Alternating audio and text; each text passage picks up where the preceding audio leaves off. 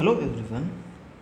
अगर आपकी फ़र्म जो है वो सोल प्रोप्राइटरशिप फ़र्म है और आप क्लास 5 में CPWD में रजिस्ट्रेशन करना चाहते हैं तो यह वीडियो आपके लिए बहुत यूज़फुल रहेगी, क्योंकि इस वीडियो में हम डिटेल से क्या क्या डॉक्यूमेंट रिक्वायर होंगे उसके बारे में डिस्कस करेंगे।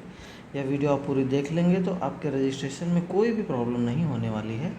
कैसे प्रोसेस करना है, कैसे अप्लाई करना है, उसके लिए एक डिफरेंट वीडियो हमने बना दिया है। उसका लिंक जो है मैं डिस्क्रिप्शन में जो है वो पेस्ट कर दूंगा, तो आप उसको भी जा कर के देख सकते हैं।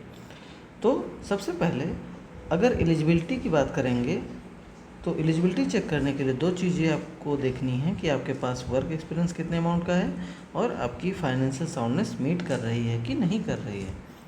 तो वर्क एक्सपीरियंस की अगर बात करेंगे तो एक वर्क कोई भी जो हो वो 8 लाख का कम से कम होना चाहिए, तो आपका जो है आप एलिजिबल हो जाएंगे रजिस्ट्रेशन के लिए। या फिर अगर कोई 2 वर्क आपने किए हैं जो कि हर एक वर्क 4 लाख या उससे ज़्यादा अमाउंट का है तो भी आप एलिजिबल हैं रजिस्ट्रेशन के लिए। और अगर ये भी नहीं है तो कोई 3 वर्क आपको किए होने चाहिए, जिसमें से हर एक वर्क जो है वो 3 लाख मिनिमम अमाउंट का होना चाहिए, या उससे ज़्यादा का होगा तो चलेगा। अगर ऐसा है, इतने का वर्क एक्सपीरियंस आपके पास है, इन 3 में से कोई एक क्राइटेरिया फॉलो कर रहे हैं, देन आप एलिजिबल हैं रजिस्ट्रेशन के लिए। साथ ही साथ जब फाइनेंशियल साउंडनेस की बात आएगी तो आपको बैंकर सर्टिफिकेट, नेटवर्क सर्टिफिकेट या एनुअल टर्नओवर सर्टिफिकेट, इन तीनों में से कोई एक देना होगा। अगर बैंकर सर्टिफिकेट बनवाने के लिए जा रहे हैं तो बैंकर सर्टिफिकेट जो होगा वो 8 लाख का होना चाहिए मिनिमम। अगर नेटवर्क सर्टिफिकेट CA से बनवाने के लिए जा रहे हैं तो वो 4 लाख का मिनिमम होना चाहिए, इससे ज़्यादा अमाउंट का होगा तो चलेगा। और अगर CA से ही एनुअल टर्नओवर सर्टिफिकेट बनवाने के लिए जा रहे हैं तो वो भी 8 लाख का कम से कम होना चाहिए। ये जो तीनों में से कोई एक डॉक्यूमेंट आपको बनवा के देना है, यह बैंक के लेटर हेड पर बनता है और ये दोनों डॉक्यूमेंट CA के लेटर हेड पर बनते हैं। ये कैसे बनाए जाते हैं इसकी वीडियो भी मैंने अपने चैनल पर अपलोड करके रखी है, देख सकते हैं। तो अगर इनमें से ये दोनों इनमें से जो है दोनों एलिजिबिलिटी अगर आप क्वालिफाई करते हैं देन आप एलिजिबल हैं रजिस्ट्रेशन के लिए। अब देखते हैं कि कौन कौन से डॉक्यूमेंट रिक्वायर होते हैं। जब हम रजिस्ट्रेशन करने के लिए जाते हैं तो हमें जो है 4 एनेक्सर फिल करने होते हैं। एक तो एनेक्सर 1 फिल करना होता है, इसके अलावा एनेक्सर 2, एनेक्सर 3 और एनेक्सर 5 जो है ये फिल करना होता है। तो हम लोग एक एक देखेंगे कि किस एनेक्सर को फिल करने के लिए कौन कौन सी इंफॉर्मेशन एंड कौन कौन से डॉक्यूमेंट की ज़रूरत पड़ती है।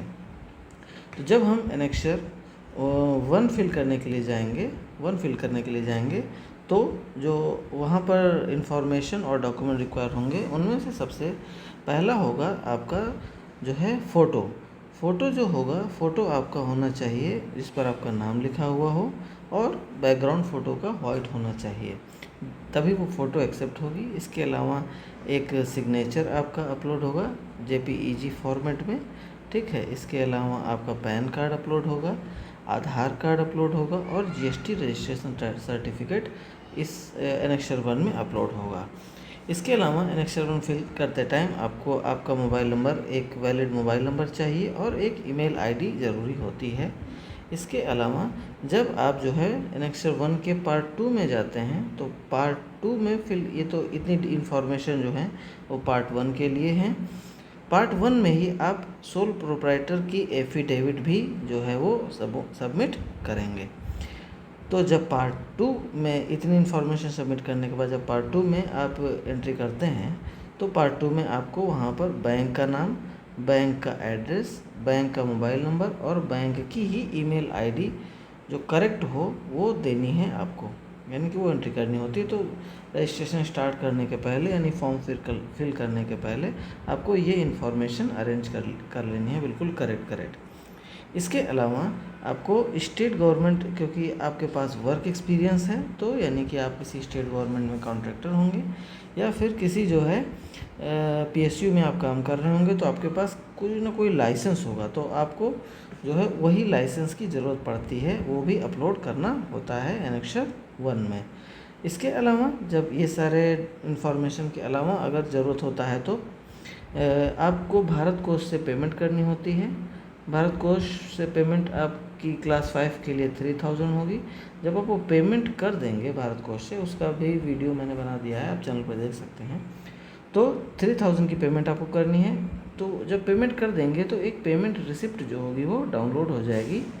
ठीक है, आपको क्या करना होगा, उस पेमेंट रिसिप्ट पर उसका रेफरेंस नंबर लिखा होगा, किस डेट में पेमेंट किए हैं और कितना अमाउंट है, वो सब उसी रिसिप्ट पर लिखा हुआ होगा। वो भी आपको एनेक्सर 1 में फिल कर देना है।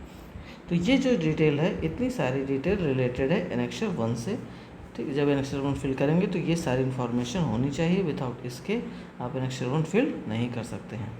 अब जब एनेक्सर 1 आप सबमिट कर देंगे, सबमिट करने के बाद आपको जो है एनेक्सर 2 फिल करना होगा। एनेक्सर 2 फिल करने के लिए मतलब वो एक चेकलिस्ट टाइप की होती है कि जितने सारे डॉक्यूमेंट हैं वो उसकी एक चेकलिस्ट होती है।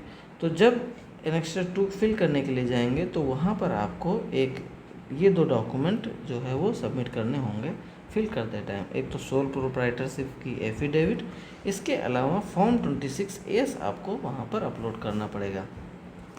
अब फॉर्म 26A कौन सा अपलोड करेंगे, तो इसके लिए जो है बता देते हैं। अगर आप एक वर्क आपके पास 8 लाख का है, ठीक है, अगर उसके बेसिस पर अप्लाई कर रहे हैं तो फॉर्म 26A उसका अपलोड होगा जिस साल आपको फाइनल बिल की पेमेंट रिसीव हुई है। सपोज़ दैट एक वर्क जो आपने कंप्लीट किया है 8 लाख या उससे ज़्यादा अमाउंट का, तो उसका फाइनल बिल आपको 2022 में मिला है, तो आपको फॉर्म 26A जो है वो भी 2022 का ही लगेगा।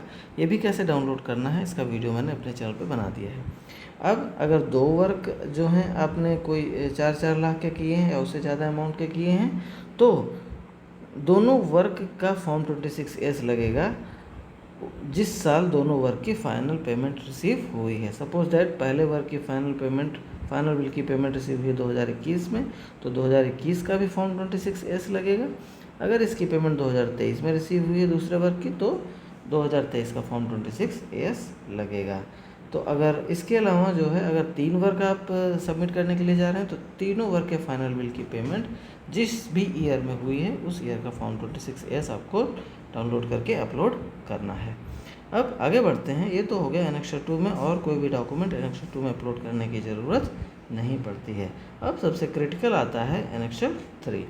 एनेक्सर 3 जो होता है वो आपके वर्क से रिलेटेड होता है। यहाँ पर आपको नंबर ऑफ़ वर्क सेलेक्ट करके एनेक्सर 3 को ऑनलाइन फिल करना होता है।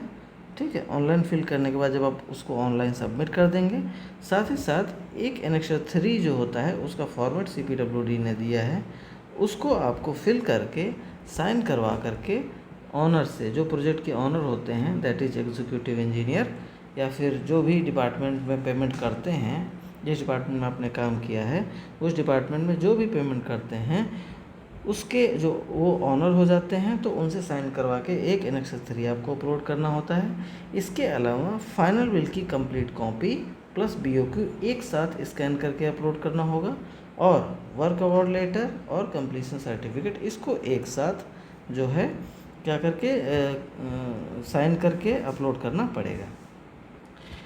तो ये एनेक्सर 3 के लिए है कि जब आप एनेक्सर 3 सबमिट करने के लिए जाएंगे तो आपको ये 5 डॉक्यूमेंट की ज़रूरत पड़ेगी। अब आगे देखते हैं कि फाइनेंशियल साउंडनेस यानी एनेक्सर 5 जब सबमिट करने के लिए जाएंगे तो आपको कौन कौन से डॉक्यूमेंट की ज़रूरत पड़ेगी। तो इन 3 में से कोई एक आपको बनवाना है। बैंकर सर्टिफिकेट, ये कितने अमाउंट का बनेगा, 8 या उससे ज़्यादा अमाउंट का, 8 लाख का या फिर उससे ज़्यादा अमाउंट का, या फिर अगर नेटवर्क सर्टिफिकेट बनवाने के लिए जा रहे हैं ये बनता है CA के लेटर हेड पर। ये 4 या उससे ज़्यादा अमाउंट का बनवा करके आपको सबमिट करना होता है। अगर इन दोनों में से कोई डॉक्यूमेंट नहीं बनवा रहे हैं तो आप टर्नओवर सर्टिफिकेट बनवा सकते हैं 8 लाख का, ये भी आपका CA बना करके देगा। इन तीनों के CPWD के फॉर्मेट दिए हुए हैं या और वीडियो भी मैंने बनाए हैं, तो आपको उसी फॉर्मेट पर बना करके देना है और किसी फॉर्मेट का एक्सेप्ट नहीं होगा। तो ये हो जाएगी आपकी फाइनेंशियल साउंडनेस। अब लास्ट में सब कुछ सबमिट करने के बाद जब आप प्रीव्यू एंड सबमिट पर क्लिक करेंगे तो पेमेंट रिसिप्ट भी आपको वहाँ पर, जो भारत कोष पर पेमेंट करने के बाद आपको मिली है, वो भी आपको वहाँ पर अपलोड कर देनी है। ये सारे जितने भी डॉक्यूमेंट हैं जहाँ पर जब आप ये अपलोड करके सबमिट करेंगे तो आपका एप्लीकेशन जो है वो सबमिट हो जाएगा। अब ये सारे डॉक्यूमेंट जितने भी मैंने बताए हैं उन सभी को अपलोड करने के पहले हर एक डॉक्यूमेंट पर आपका स्टैम्प लगा होना चाहिए और आपकी जो है वो साइन होनी चाहिए। अगर कोई भी डॉक्यूमेंट ऐसा अपलोड करते हैं जिस पर आपके साइन और आपकी स्टैम्प नहीं लगी है तो वो डॉक्यूमेंट एक्सेप्ट नहीं होंगे। अब पूरी प्रोसेस जो है उसका वीडियो मैंने पहले ही बना दिया है, आप उसको देख करके अप्लाई कर सकते हैं। तो थैंक यू, होप सो आप लोगों को सेशन अच्छा लगा होगा।